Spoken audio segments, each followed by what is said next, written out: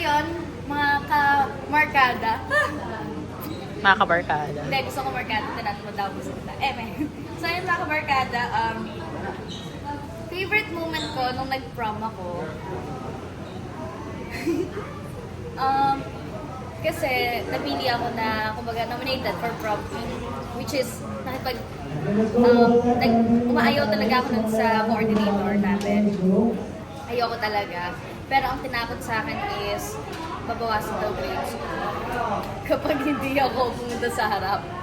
So, ayun. Tapos nung tinawag na yung number 2, pumalakpak ako.